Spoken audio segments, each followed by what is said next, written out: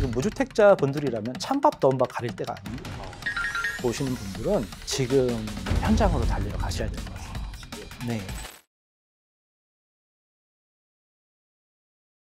안녕하세요. 지식이 되고 돈이 되는 시간 부동산 클래스의 정입니다. 자, 오늘은 부동산 실전 투자자시죠? 소쿨님을 모시고 앞으로의 부동산 시장 흐름과 내 집 마련 노하우에 대해서 듣는 시간 갖도록 하겠습니다. 안녕하세요. 네, 안녕하세요. 아유, 네. 귀한 시간 내주셔서 감사합니다. 별 말씀입니다. 아, 네. 아유, 한간에 소쿨님 미대 오빠시라고요? 네, 미대 나왔습니다.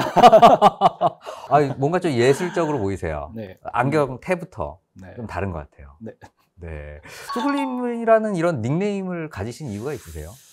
아무래도 기억하기 쉽게, 왜냐면 칼럼을 좀 많이 썼었거든요. 근데 어려운 닉네임들을 이렇게 보면은 기억이 안 나더라. 그분 칼럼을 다시 보고 싶어도. 그래서 제일 쉽게 부를 수 있고, 뭐 사람들이 기억하기 좋은 게 뭘까 생각하다가 소쿨이라고 쳤습니다. 자, 오늘도 그럼 저희 구독자분들께 썩 쿨하게, 시원하게 부동산 시장에 대한 이야기를 해주시는 거죠?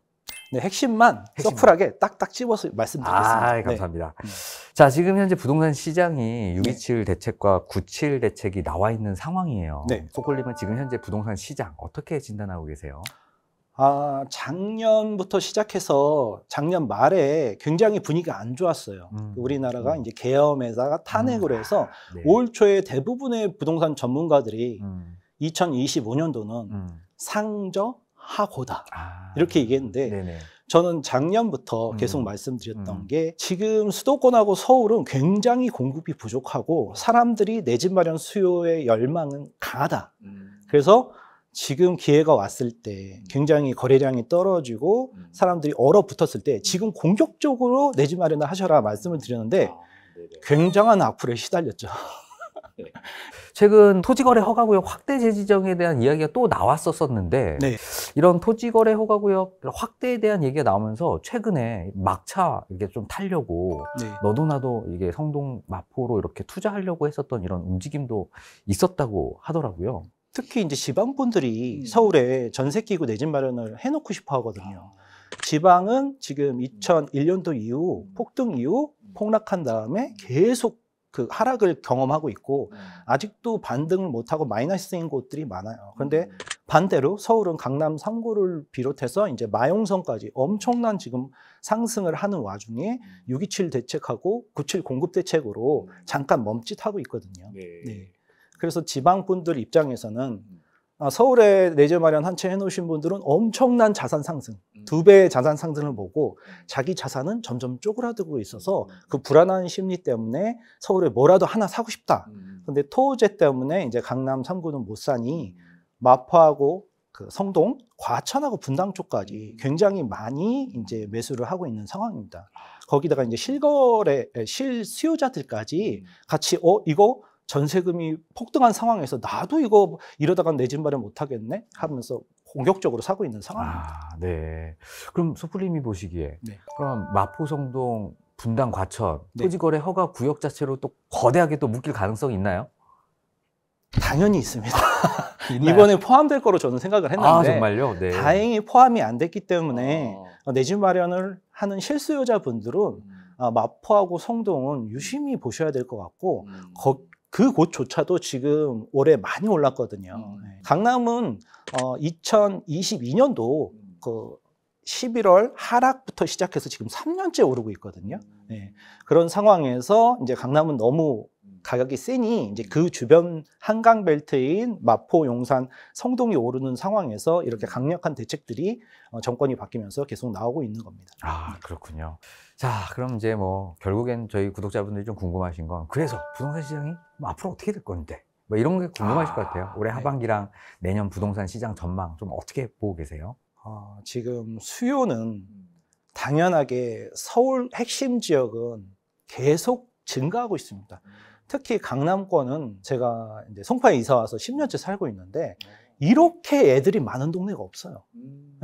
서울 지금 강북 같은 경우에 서울 서쪽 같은 경우에는 지금 초등학교가 폐교 위기인데 강남권은 한 반에 30명이 넘어가는 지금 과밀학군 그리고 계속해서 인구가 증가하고 있어요. 서울이 지금 계속 인구가 줄어드는데 강남 3구만 인구가 증가하고 있는 이유는 강북과 서쪽이 서쪽이 아무래도 점점 이제 낡고 개발이 안 되고 강남은 7, 80년대 새 아파트의 우리나라 신도시의 시작이었습니다. 그게 아직까지도 그 위상이 계속 유지되고 있고 거기다가 이제 강북 사대문 안에 있는 좋은 학교들을 강남 쪽으로 옮기고 나서 강남이 학군을 시작으로 해서 테헤란밸리 개발까지 그렇게 교통, 환경, 학군까지 인프라가 다 갖춰진 한 30년 동안 안정화된 지역이기 때문에 모든 사람들이 지금 열망이 지금 아직도 계속해서 모이고 있거든요. 그런 상황에서 대체제인, 강남의 대체제인 그나마 한강벨트의 마용성이 그나마 교통 환경이 조금 괜찮기 때문에 개발이 되는 상황에서 강남으로 계속 몰리는 수요는 정부에서 누른다고 막을 수가 없는 상황입니다. 그래서 내년에도, 후년에도, 그리고 10년 뒤에도, 20년 뒤에도 강남을 대체할 수 있는 곳은 없다고 봅니다. 아, 그렇군요. 근데 이게 서울만 그런 게 아니라 네. 부산도 그렇고요. 해운대가 겨울로. 대구 분들한테 물어봐도 수성구가 계속 수성하고 있고요. 그리고 광주는 또 봉선동. 이렇게 각 지역별로 그 핵심지로 계속 모이고 그 안에서 양극화가 극단적으로 발생을 하는데 이게 우리나라만의 문제가 아니라 뉴욕 같은 경우도 그렇고 런던 같은 경우도 그렇고 그 안에서도 분화가 되기 때문에 그런 부분에 우리가 주목해 볼 필요가 있겠습니다. 아, 네.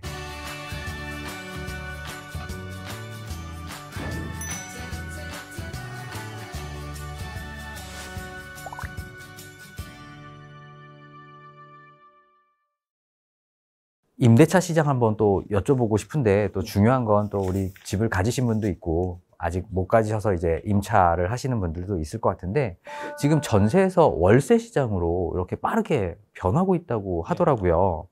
이게 왜 그런 건가요? 이 시작은 빌라 전세 사기였던 것 같습니다. 네, 빌라 전세 사기로 시작해서 정부에서 이제 빌라에 대한 전세 자금 대출을 줄이고 최근에는 또 이제 90%에서 70%로 줄여버리면 전국에 있는 빌라 시장의 70%는 이제 역전세가 발생을 하거든요. 그럼 이제 거기를 이제 집주인 입장에서는 많은 돈을 들여서 이제 월세화 작업을 해야 되는데 세입자한테 전세금을 큰 돈을 뭐 몇 억씩 내줘야 되지 않습니까?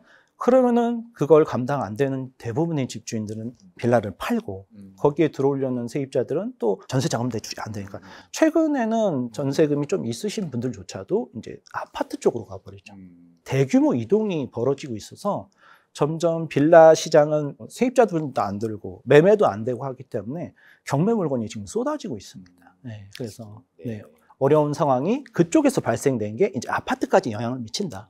네, 거기서 끌어올리는 거죠. 그쪽의 수요가 아파트로 들어오고 그게 시작이었던 것 같습니다. 아, 그렇군요.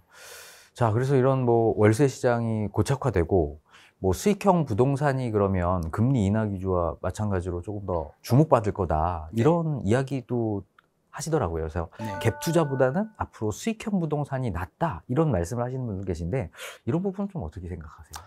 그래서 상가 쪽으로 가시는 분들이 많은 분들이 상가집이 됐다고. 네. 최근에 거의 다 온라인으로 구매를 하지 않습니까?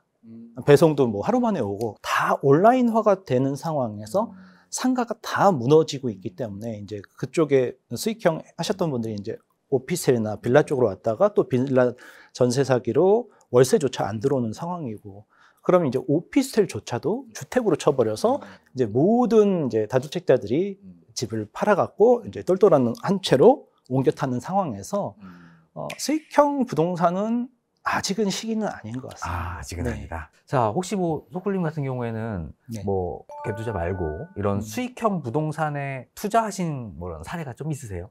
당연히 있죠. 제가 2001년도서도 투자를 할 때 그때도 뭐 전세 끼고 내 집 마련도 했었고 이제 월세 투자, 뭐 오피스텔 빌라 같은 것도 많이 샀는데 결국엔 다 월세는 매도를 했어요. 이유가 세입자 리스크. 세입자 리스크. 예, 월세를 안 내요. 네. 평균 한 30% 정도 월세를 안 내시는 것 같아요. 그런 거를 인지를 못하고 수익률 계산, 숫자, 그리고 저는 이걸 엑셀 장난이라고 그러는데 엑셀로 수익률만 많이 나면 투자를 한다. 이런 게 이제 월세 따박따박. 이런 게 가장 초보자분들이 유혹당하기 쉬운 겁니다. 그래서 그런 것보다는 정부 정책에 맞게 네. 내 집 마련을 하고 한 채로 하고 음. 2년마다 비과세로 갈아타는 방법. 정부 정책에 반하는 음. 행동을 하지 마라. 25년 동안 제가 네. 2001년도에 투자를 시작해서 지금까지 살아남은 이유가 항상 정부 정책 센스에 시류를 읽어서. 맞게. 예. 이게 뭐 부동산 시장이 또 정책의 영향이 정말 크잖아요. 네, 크죠. 그래서 네. 그 흐름에 맞춰서 투자하는 것도 정말 맞다고 봐요. 네. 근데 이런 똘똘한 한 채 1주택자 위주의 실수요자 정책이 계속 지속될 것 같다라는 말씀이시죠? 향후 5년 동안은 지금 아, 확정이죠. 왜냐하면 확정이다. 요번에 대통령 100일 기자회견에서도 네네. 앞으로 강력한 수요 억제책을 할 것이다. 음. 그리고 공급은 없다. 계속 할 수도 없다. 실질적으로 입주가 시작돼야 사람들이 그쪽으로 이사를 들어가는 건데 그거는 29년도까지는 상당히 힘들다. 네. 올해까지는 그나마 공급이 있는데 내년부터는 10,000 가구 이하로 떨어지기 때문에 특히 26년도, 27년도가 내년하고 내후년이 가장 위험한 구간입니다. 전 정권, 그 전 정권까지 8년 동안 공급 안 한 게 요번에 공급 부족으로 나타났기 때문에 정부 입장에서도 어쩔 수 없이 강력한 수요 억제책을 계속 할 겁니다. 자, 그럼 지금 그런 같은 상황에서 네. 어떻게 좀 주택, 내 집 마련 조금 더 지켜보는 게 맞나요? 아니면 지금이라도 바로 이렇게 움직일 타이밍인가요? 20억 이상 고가 주택은 당분간은 좀 시장 추이를 지켜보시면서 정부 정책도 이제 올해 또 많이 발표될 것 같은데 보시는 게 좋겠고 이제 9억 이하, 12억 이하 이제 중급지 분들은 특히 마포나 이제 성동을 보시는 분들 그리고 과천하고 분당을 보시는 분들은 지금 현장으로 달려가셔야 될 것 같습니다. 지금 네. 지금 말씀하신 지역에 9억 이하의 매물이 있나요? 찾아보면 있죠. 찾아보면 특히 있나요? 꼬마 아파트라든가 꼬마 아파트? 이제 신혼부부라든가 이제 저렴한 거 위주로 찾아보면 분명히 있는데 복도식 아파트에 그러니까 살라는 말이세요? 이러면서 전 그렇게까지는 하고 싶지 않아요. 이렇게 말씀하시는 분들이 있는데 지금 무주택자 분들이라면 찬밥 더운 밥 가릴 때가 아닙니다. 지금 공격적으로 빨리 돌아다니시면서 왜냐하면 올해 안에 말씀하신 대로 이제 토지가 어떻게 될지 모르기 때문에 지금 행동은 빨리 하셔라.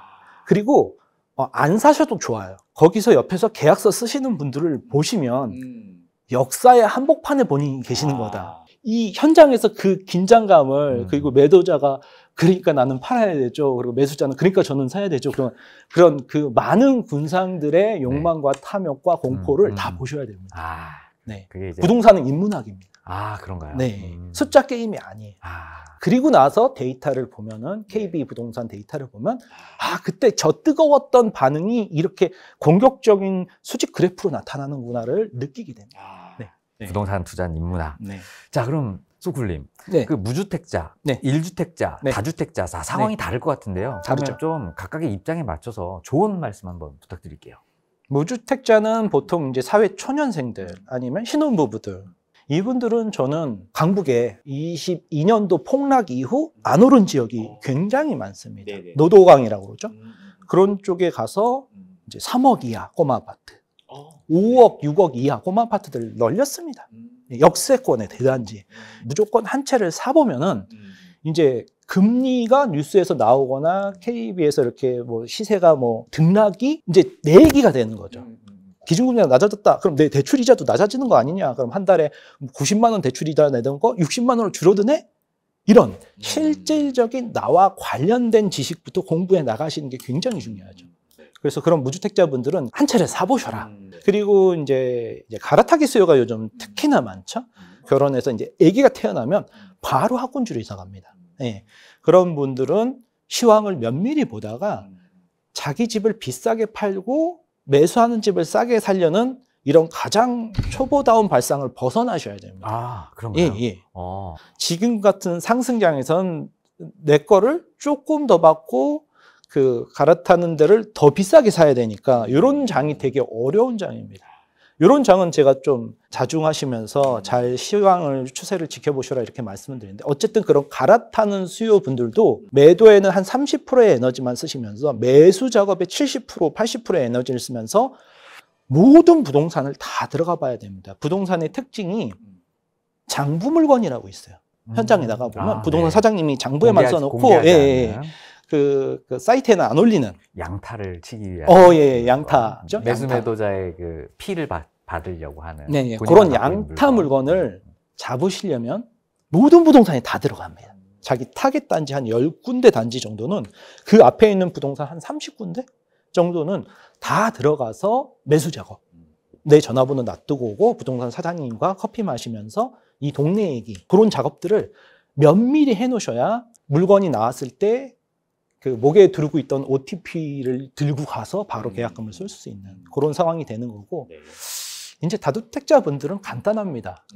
다 파셔야 됩니다. 간단합니다. 다 네. 파셔야 됩니다. 제 한참- 주변에 있는 다주택자분들도 다 팔고 다 계시고요. 팔았어요. 한참 저도 당기고. 이제 매도로 작업을 많이 하고 있습니다. 아. 특히 이제 세입자분들한테 많이 팔고 있습니다. 아, 네. 1층 가격으로 드리고 있습니다.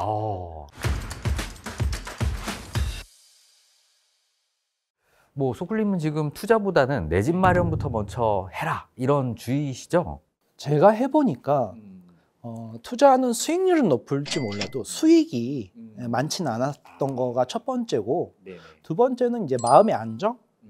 그리고 저도 이제 투자용으로 살 때는 이제 팔 생각을 하면서 샀던 건데, 이제 내 집 마련으로 초등학교에서 얼마나 가까운데 학원가가 잘 형성돼 있나 이런 식으로 내가 살 집이다 보니까 좀 더 꼼꼼하게 보는 게 이제 좀 늦게 됐죠. 그래서 워킹맘, 애기 엄마 분들이 특히 집을 잘 보는 이유가, 부동산 공부를 안 하셔도 잘 보는 이유가 집 구조만 보더라도 이제 여기는 애 목욕시키기 좋은 집이다. 햇빛 많이 들어오는 집이다. 여기는 애가 학교 다니기 안전하겠네. 이런 거를 본능적으로 아시더라고요. 그래서 여자분들이 굉장히 강하죠. 결국 뭐 주변 사람, 아내의 말을 잘 들어야지 투자가 잘 되는 거죠? 내 집 마련 특히 그렇습니다. 네. 그렇군요. 자, 그럼 진짜 내 집 마련을 하겠다라고 이렇게 마음을 먹었다면, 네. 자, 뭐부터 시작하면 되나요? 우선 공인중개사 사무소를 들어가야 됩니다. 일단 물건부터 확인. 예. 네. 왜냐하면 매도자가 거기다 집을 내놨고, 그러면은 그 사장님이 이제 설명을 해주시면, 그 동네 원래 터줏대감 사장님들이 공인중개사 사무실을 하지 않습니까? 그래서 그 동네에 대한 브리핑을 잘 해주세요. 근데 여기서 주의할 점은 장점만 얘기한다는 거죠. 그래서 꼭 그 옆에 지역을 가서 크로스 체크로 저 지금 이 지역하고 저 옆에 지역을 비교해 보는데 저 옆에 지역의 단점을 얘기하면 1시간 동안 얘기해 주십니다. 그래서 이제 상대방 지역의 단점을 크로스 체크로 여러 군데를 돌아다니시는 게 아무래도 그 전체를 파악하는데, 장단점을 파악하는 게 굉장히 중요하죠. 그럼 그 핵심 지역에서 네. 여러 이제 공인중개사분들의 의견을 서로 듣다 보면 네. 자신의 기준이 딱 생긴다는 거죠. 그렇죠. 네. 간판이 낡은 사장님들은 이제 그 동네 터줏대감이시다 보니까 그 동네 역사에 대해서 이제, 그리고 전통적으로 그 동네 상급지, 중급지, 하급지에 대해서 딱 분류를 해주세요. 근데 이제 간판이 새로 됐고 이제 공인중개사 따갖고 막 들어오신 사장님들은 그런 역사는 모르지만 이 동네 이제 앞으로 벌어질 호재라든가 최신 소식에 또 강하세요. 그러니까 다 들어가서 많이 발품을 팔아야 된다. 주말은 퇴근길은 거의 부동산에서 보내셔야 된다. 최소한 6개월 정도는. 6개월 정도. 네, 6개월 투자를 하시면 이게 뭐 어려운 시험이 아니지 않습니까? 그러니까는 이게 사람들의 삶이다 보니까 출퇴근길, 애들 학교, 초, 중, 고, 그리고 마트, 백화점, 이런 우리가 늘상 보는 거를 현장에서 직접 자기가 낯선 지역에 가서 그거를 파악해내는 건데, 데이터를 우선 보고는 가지만 눈에는 잘 안 들어오실 거예요. 그래서 저는 시세 지도라고 지도 위에다가 이렇게 KB 시세 같은 걸 이렇게 적고 가는데, 그거를 적고 현장에 가서 확인하고 다시 들여다보면 이제 그 데이터들이 보이기 시작합니다. 그렇군요. 네. 자, 결국에는 뭐 현장에 답이 있다 이런 말씀이신 맞습니다. 것 같아요. 자, 그러면 만약에 내가 그래 집을 사야 되겠다라는 이런 기준을 갖는 매수 타이밍 이런 거 혹시 어떻게 기준으로 삼고 계세요? 매수 타이밍은 우선 작은 계획이 나와야 돼요. 작은 계획. 이게 고3 같아서 내가 대학교를 선정을 하려면 네.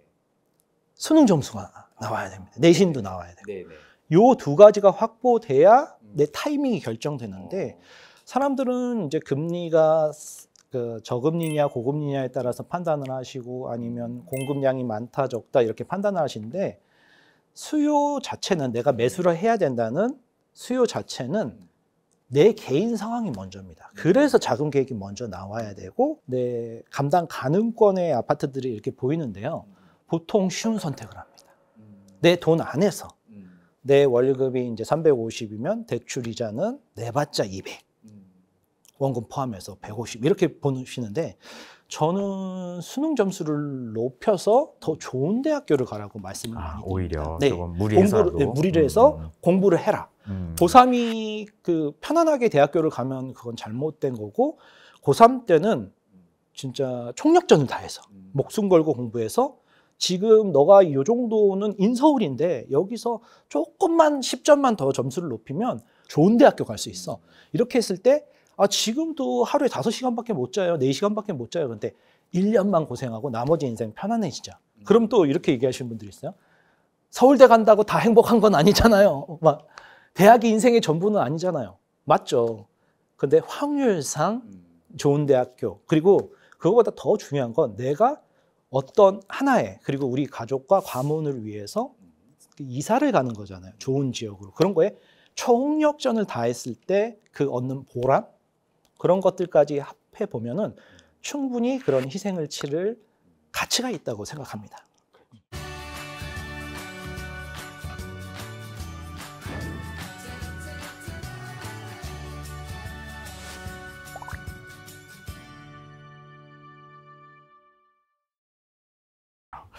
자, 뭐 일부에서 제가 좀 궁금했었던 부분, 네. 아까 초소형 꼬마 네. 아파트에 네. 관련된 뭐 부분을 좀 말씀을 해주셨는데, 우리 소쿨님은 핵심 입지에 그래도 이런 꼬마 아파트가 앞으로 유망할 거다, 이 부분을 좀 강조를 많이 해주시는 것 같아요. 이유도 한번 여쭤보고 싶거든요. 크게는 두 가지가 있을 수 있겠습니다. 수요하고 공급 차원에서 우선 말씀을 드리면 수요는 지금 1인 가구가 전 세계에서 우리나라가 거의 상위권에 30% 이상이 1인 가구입니다.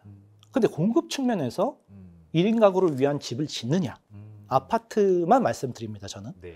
아파트 1인 가구용으로 꼬마 아파트로 10평대로 공급이 되는 거는 정말 극소수입니다. 네, 요즘 진짜 신축 빼고는 신축도 양이 적죠, 굉장히. 그리고 10평대가. 임대 아파트 쪽에서는 조금 있을 수 있는데 그 입지 좋은 곳에 꼬마 아파트로 복도식으로 공급이 충분하지가 않고 앞으로도 거의 없을 예정입니다. 네, 이게 지금 뭐 광명의 새로운 뉴타운 뭐 한 6억대 정도, 센트라스는 한 9억대 정도 하는 것 같더라고요. 꼬마 아파트 가격대가. 네. 그리고 뭐 리센츠 이런 데는 뭐 이미 10억대가 넘어섰고. 네. 이 가격대가 지금도 약간 높다라는 느낌이 좀 드는데 네. 이게 더 올라갈 가능성이 있다라고 보시는 건가요? 저는 25년 동안 집값이 싸네 이런 얘기를 한 번도 들어본 적이 없습니다. 아, 네, 네. 그쵸. 항상 집값은 비쌌고 음. 말이 안 된다고 얘기들을 합니다. 전 그런 얘기를 드려봅니다. 예전에는 짜장면 값이 500원, 1000원 너무 학력고사 세대 그랬는데 지금은 뭐 짜장면 값이 뭐 7, 8천 원 하고 이런 상황이 말이 안 되면 그럼 굶어야 되나요? 그렇죠. 이번에 그 대통령님께서도 돈이 없으면 굶어야 되는 게 아니라 빌려 와서라도 우선 밥을 먹고 일을 해서 나중에 갚아야 되지 않냐 이렇게 기자회견에서도 말씀하셨듯이 저는 그게 맞다고 봅니다. 뭐 밥을 먹고 비싸도 그러니까 비싸든 싸든 그게 문제가 아니라 우리 가족이 안전하게 2년마다 이상 안 다니고 4년마다 옮기지 않아도 되는 집을 사야 되는데 그게 조금 좁더라도 꼬마 아파트들에도 입지 좋은 곳에 인프라, 교통, 환경 확보시 안정된 곳 그리고 치안이 안전한 곳 이런 곳을 집중적으로 보시는 게 좋지 않을까 생각합니다. 네, 오히려 지금 같은 상황에서는 그게 더 유망한 투자다. 네. 이렇게 보시는 거죠. 자, 그럼 꼬마 아파트로 시작을 해가지고 30평대로 이렇게 갈아타기 전략 혹시 저희 구독자분들께 혹시 소개시켜 줄 수 있나요? 예. 그 갈아타기에 대해서 막연하게 생각하시는데 간단하게 말씀드리면 꼬마 아파트로 시작했지만 소형 20평대, 그리고 30평대, 9평까지만. 지방은 40평대, 50평대도 잘 팔리지만 서울은 강남 빼놓고는 9평 이상은 대형 평수는 잘 안 팔립니다. 오히려 대형 평수하고 9평이 가격이 같아요. 그 얘기는 대형 평수에 대한 수요가 없다는 거죠. 그래서 평당 가격이 꼬마 아파트일수록 더 높습니다. 예전에는 그런 것도 있었죠. 뭐 10층 아파트면 7층이 로열층이었죠. 맞아요. 근데 지금 30층 아파트에서 7층은 저층입니다. 시대가 변했어요. 네, 올라갈수록 이게 적응하기가 쉽지는 않습니다. 꼬마 아파트로 보지만 그게 이제 베이스 캠프 같은 거죠. 등산을 할 때 정상을 탈환하기 위한 시작점. 그 동네 사람들이 싫어하는 꼬마 아파트, 뭐 이렇게 나홀로 이렇게 작은 아파트라도 들어가서 우선 그 동네의 인프라를 느껴보셔라. 왜 여기가 최상급지인지 그 들어가기 전까지는 이해를 못 하세요. 최상급지의 꼬마 아파트 들어가서 소형으로 20평대로 가고 30평대로 가는데 그게 2년마다 가기는 쉽지 않으실 거예요. 왜냐하면 자금을 좀 많이 모아야 되거든요. 그러면은 저는 10년 프로젝트, 20년 프로젝트라고 봅니다. 그래서 꼬마 아파트에서 소형이 10년, 소형에서 9평, 30평이 10년, 그래서 총 20년 프로젝트로 이 장기적인 관점에서 차분히 접근하시는 게 좋지 않을까. 네. 꼬마 아파트가 그 주차하는데 가능한가요? 뭐 단지마다 좀 다른가요? 그 세대수가 많다 보니까 주차가 원활하지 않은 곳이 대부분이에요. 아, 그럼 그러니까는 주차하는데도 안 나오는 곳도 있겠군요. 뭐 주차장이 불편하고 그리고 또 커뮤니티 구축이다 보니까 당연히 없고 없고. 그러니까 그런 많은 단점이 있기 때문에 저렴하죠. 아, 네. 그러니까 그래도, 가성비 차원에서 그쪽으로 들어가는 거죠. 그래도 그게 오히려 수도권의 뭐 5구 타입 이런 것보다도 더 나을 수 있다. 네. 10평대 투자가. 그러니까는 하급지 신축과 상급지, 최상급지 구축 꼬마 아파트 복도식을 했을 때 초보자분들은 무조건 현관문 안쪽에 디귿자 싱크대, 깨끗한 집, 주차 저녁에 와도 되는 거, 커뮤니티 이런 걸 보시는데 그거는 이제 정말 초보다운 발상이시고 입지라는 건 로케이션이라고 하는데 외국에서도 부동산 책에 제일 많이 써 있는 단어가 로케이션. 그러면은 아파트 단지 안쪽이 아니라 현관문 안쪽이 아니라 아파트 단지 바깥의 입지가 어떻게 되나. 미국처럼 그렇게 큰 땅이 넘쳐나는데도 왜 뉴욕은 수백억짜리 집이 있나. 그건 결국엔 입지의 힘이거든요. 그래서 아파트를 보러 다니지만 결국엔 여러분들이 보러 다니는 거는 그 입지 땅입니다. 그 땅의 가격, 가치를 판단하는 눈을 키우셔야. 그러니까 안 보이죠. 눈에 안 보이는 가치를 판단하는 게 이게 부동산이 굉장히 어려운 부분입니다. 네. 아, 그렇군요.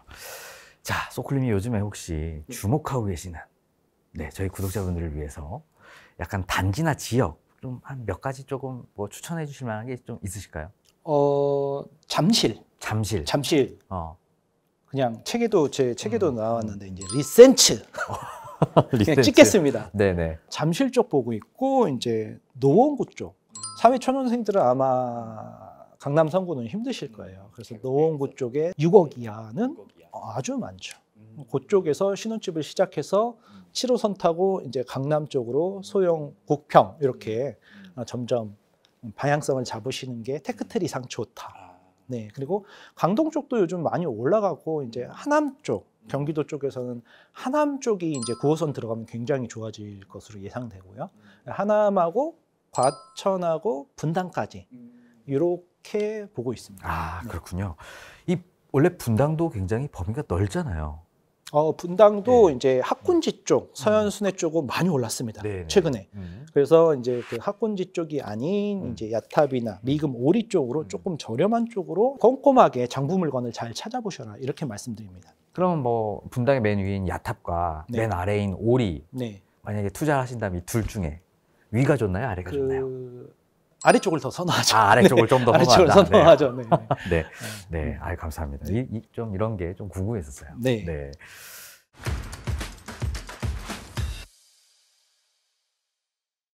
그러면 이제 꼬마 아파트 이제 내 집 마련을 위해서 정말 추천하고 싶은 이런 분들이 좀 있으세요? 이제 혼자 사시는 분들, 그 노초도 노총각분들 미스 싱글. 거기서 만나요. 아, 맞나요? 그래서 각자 꼬마 아파트를 팔아서 합쳐요. 아, 그거 좋다. 그래서 강남 3구로 들어옵니다. 아, 네. 그 생각을 못했네요. 싱글이 꼬마 아파트를 샀는데 둘 다 꼬마 아파트를 갖고 그죠. 있어. 맞아. 그럼 10평을 합쳐서 20평대를 만들 수 있는 그쵸. 거잖아요. 그래서 애기 나면 30평이 되는 거죠. 아, 네, 그렇게 됩니다. 아, 그런 테크트리가 네, 있군요. 그래서 리센치에 이제 저희 수강생들 내 집 마련 공부하시는 분들이 한 40명이 노처녀가 대기 중입니다. 그래서 미혼 남자분들이 저희가 많이 부족합니다. 아, 연락 바랍니다. 아, 네. 자, 이 영상을 보시는 네. 선남 분들 네. 연락을 한번 네. 해주시기 바라겠습니다.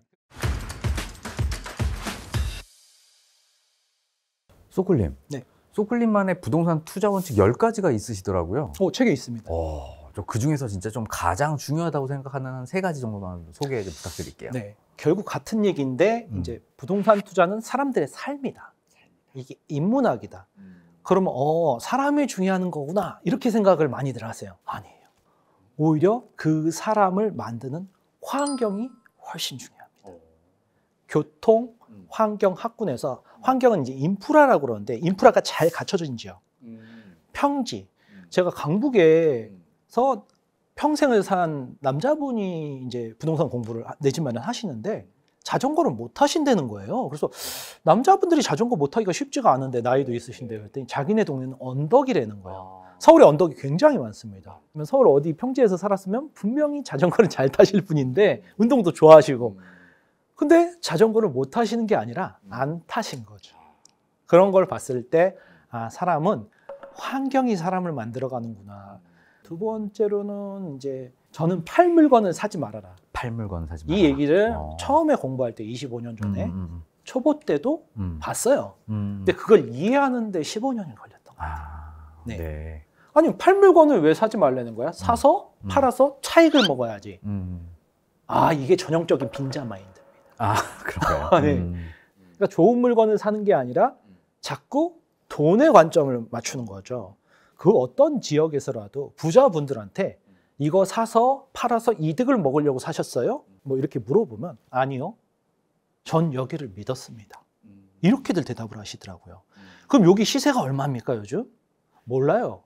작년에 부동산이 한 100억에 팔라고 그러던가 10억에 팔라고 그러던가 그 이후로는 안 봅니다. 이렇게 그 숫자보다는 그 물건의 내재 가치에 집중을 하고 이게 내가 죽을 때까지 안 팔아도 나한테 도움이 되는 물건 이런 것들을 사시더라고요. 네.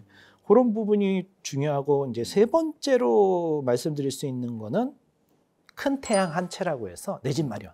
정부 정책에도 맞고 그리고 월급쟁이 자기 본업이 있으신 분들한테는 내 집 마련 한 채 제일 좋은 거. 대출은 이자는 뭐 회사 생활하면서 열심히 갚아 나가고 이제 5년, 10년 지나면은 물가가 우리나라가 10년 만에 2배로 뛰니까 뭐 그냥 그 정도로 인플레이션 해지 정도로 보고 내 회사 생활, 내 본업만 열심히 하면 내 집은 좋은 입지에 있는 내 집은 자산이 점점 커지는 돈의 가치가 떨어지면서 인플레이션 해지용으로 그렇게 큰 태양을 먼저 하셔라. 그렇게 말씀드릴 수가 있겠습니다. 그렇군요. 자, 소굴님 뭐 예를 들어서 뭐 좋은 물건을 싸게 사는 게 실은 중요하겠죠. 그런 말씀도 많이 해주시고. 근데 소굴님만이 가지고 계시는 싸다라는 걸 판단할 수 있는 이런 기준이 좀 있으신가요? 보통 절대 금액이 싼 거를 싸다고 판단들을 많이 하시는데 그 물건의 가치를 먼저 평가를 하고 근데 그 물건의 가치는 이제 감정평가사들이 많이 판단하는 거래사례 비교법을 많이 쓰셔야 돼요. 그게 뭐냐면 그 지금 나와 있는 전체 지역에서 이 물건이 가치 대비 가격이 싸다. 그러니까 뭐 보통 이게 정고점을 돌파하는 물건이야. 정고점을 이번에 내가 찍는 거야. 내가 제일 비싸게 사는 게 아니야? 이렇게들 자꾸 판단을 하시는데 그게 아니라 정고점조차도 과거 시세예요. 지난주 시세고 지난달 시세고 작년 시세인데 그게 아니라 지금 현재 시점에 이 물건 정도의 주변 거래 비교를 했을 때 가격이 싸냐 안 싸냐 그거는 이제 평당 가격으로 KB 부동산 같이 이런 데이터를 보면서 판단할 수 있겠습니다. 그렇군요. 결국 많이 보고 비교하는 게 좀 중요하겠군요. 네, 비교 평가죠.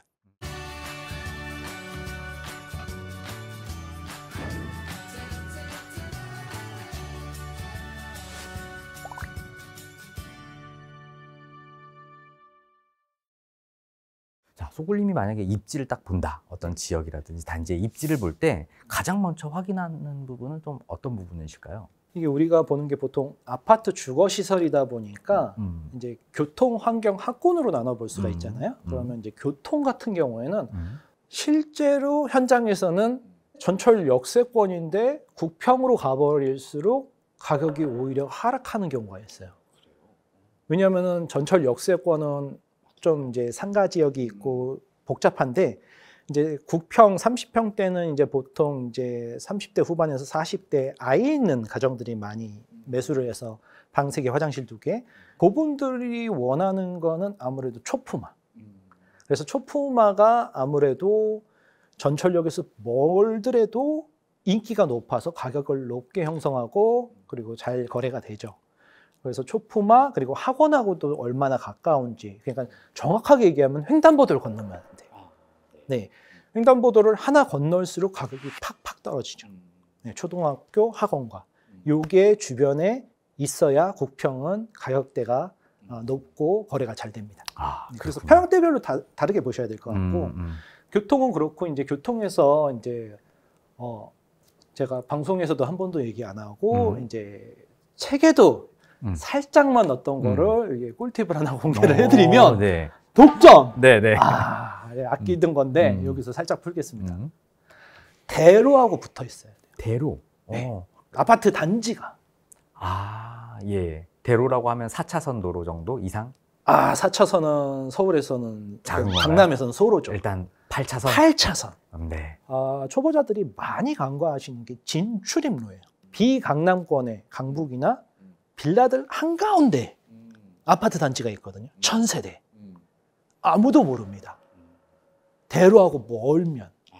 그리고 출퇴근길에 차를 끌고 나오면 그 빌라 골목을 다 통과해야 돼요. 대로까지 가는데.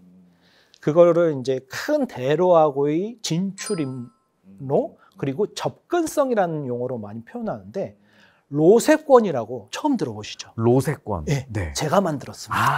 로세권. 네네네. 대로세권이죠. 정확하게. 대로세권. 큰 도로하고 가까이 접할수록 가격이 높습니다. 땅 공부해 보신 분들은 아는데요. 지방에 예를 들면 그 지방에 허허벌판에 10,000원짜리 땅이 있어요. 그러면 이게 비싸시나? 그런데 도로가 하나 딱 뚫리잖아요. 그런 대로가. 그럼 대로에 접한 땅들은 가격이 10배로 뜁니다. 근데 거기 전철이 하나가 또 딱 뚫리거나 기찻길이 뚫려서 그 사거리 있지 않습니까? 그럼 거긴 상업지가 되면서 땅이 이제 처음에 10,000원에서 100,000원에서 100,000원을 뛰어버립니다. 그래서 땅 공부하시는 분들은 이게 너무나 당연한 얘기인데 아파트 공부하시는 분들은 이런 얘기를 처음 듣는다고 그러시더라고요. 예, 교통 그 정도로 정리가 될 수 있고 환경 같은 경우에는 이제 자연환경 많이 착각들을 하시는 게 강남은 자연환경이 안 좋다. 강남을 전혀 모르시는 분이. 그래요? 네, 서울처럼 교통이 좋으면서 환경이 좋아야 되잖아요. 그런 데는 강남이 압도적입니다. 강남은 2호선이 강남이라고 생각하세요. 강남역. 네네. 강남역은 강남이 아닙니다. 네, 강남역은 테헤란로라고 하고 상업지역이고요. 지적 편집도라고 있죠. 거긴 빨간색입니다. 여기선 사람이 많이 안 살아요. 오히려 3호선 있지 않습니까? 압구정, 청담, 그리고 잠원동, 반포, 양재 쪽, 그리고 도곡 쪽, 이런 쪽, 매봉 쪽 이렇게 해서 일원동까지, 수서까지 이렇게 3호선 라인이 강남입니다. 어떤 거를 자세히 알아볼 때 조금 더 한 발짝 깊숙이 다가가서 꼼꼼히 기록하고 분석해내는 습관을 들이시면 교통, 환경, 학군, 인프라 이런 게 잘 파악이 될 것 같습니다. 자, 소꿀님, 그러면 네. 뭐 교통 중에서도 지하철 굉장히 중요한데 지하철 노선 중에서 좀 중요하게 생각하시는 그런 노선이 좀 있으세요? 2호선이 초롱리, 천사의 초롱리라고 저는 부르는데 굉장히 중요합니다. 2호선이 서울을 순환하는데 이게 전 세계적으로 봤을 때도 도시 안을 이렇게 순환하는 노선 가장 긴 노선입니다. 80년대 중반에 완공이 되는데 호재가 없죠. 완공이 됐으니까. 근데 이용객이 급증합니다. 부동산은 수요거든요. 사람이 증가하는 곳, 강남처럼 인구가 증가하는 곳. 네, 2호선이 가장 중요하고요. 두 번째 생각할 수 있는 곳은 강남을 지나가는 3호선 라인. 그래서 2호선, 3호선 라인을 3호선 라인은 한강 이남이죠. 그거를 중점적으로 보시면은 내 집 마련할 때 기준점을 잡으실 수 있지 않을까 이렇게 생각됩니다. 많이 이용하는 가장 좋은 노선이 바로 2호선, 3호선이군요. 자, 요즘 분들 좀 얘기를 한번 들어보면 실거주 만족도가 높은, 특히 우리가 뭐 직장을 다녀야 되니까 직주 근접이 되는 이런 실거주 만족도가 높은 신축 아파트에 대해서 선호도가 굉장히 높더라고요. 네, 이런 흐름 좀 어떻게 평가하세요? 자기 선택의 문제고 선호도의 차이인 것 같습니다. 곧 죽어도 신축. 신축에 들어가서 커뮤니티에서 운동도 하고 저녁에 주차도 밤늦게 와도 편안하게 해야겠다. 그런 경기도에 신축을 가시는 거고, 같은 돈으로 나는 신축은 좀 포기하더라도 이제 복도식이고 이제 지하 주차장이 없더라도 직주 근접이 중요하다. 애들 학군이 중요하다. 그러면은 서울에 도원 입지로 들어오시는 건데, 자기 선호도와 상황, 그런 자금 그런 거에 문제인 것 같습니다. 아, 네. 그럼 소클님 보시기에 만약 투자 관점에서 어떤 게 좀 나중에 나을까요? 한 10년 뒤에. 그건 당연히 네. 땅 입지죠. 땅 입지. 네. 구축의 입지 네. 좋은 데를 이길 수는 없다. 그렇죠. 자, 그렇군요. 우리가 또 아파트를 고를 때 호재를 좀 주의 있게 좀 들여다보기도 하는데요. 소클님은 호재 중에서 어떤 것을 좀 눈여겨보시는 편이세요? 저는 호재는 호구들이 보는 거라고 해서 저는 호재를 보지 말라고 합니다. 아, 정말요? 네. 오. 호재는 건설사의 마케팅인 경우가 굉장히 많고, 특히 전철 호재가 그렇죠. 네, 그런 게 많고, 오히려 악재를 보라고. 아, 악재를 봐라. 악재를 아, 봐라. 네. 예를 들면 2016년도에 성파에 롯데타워가 지으면서 이제 석촌호수가 물이 빠지고 맞아요. 땅에 구멍이 났다. 싱크홀 있었던. 싱크홀이 계속 생긴다. 잠실이 가라앉는다. 아, 네네네. 그럴 때 저희 수학 매집 마련 공부하시는 분들이 많이 샀죠. 아. 그렇게 좋은 입지 악재. 네네네. 이것도 진짜 방송에서 핵심이군요. 처음 공개하는 건데. 오늘 뭐 나오셔가지고 네. 로세권도 이제 처음 얘기해 주시고 처음 공개하는 거죠. 그죠? 로세권. 네, 네. 좋은 입지의 악재를 봐라. 예. 네.